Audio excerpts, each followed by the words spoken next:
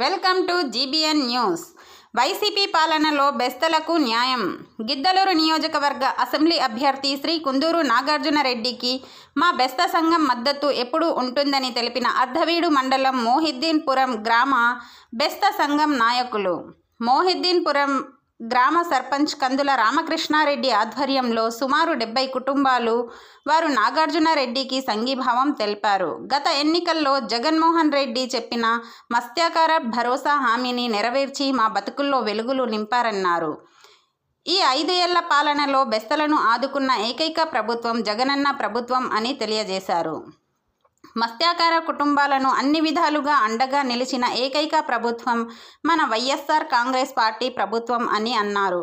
బెస్త సోదరులకు సరైన ఉపాధి కల్పించి వారిని రాజకీయంగా ఆర్థికంగా పైకి తీసుకువచ్చిన ఘనత రాష్ట్ర ముఖ్యమంత్రి వర్యులు శ్రీ వైఎస్ జగన్మోహన్ రెడ్డి.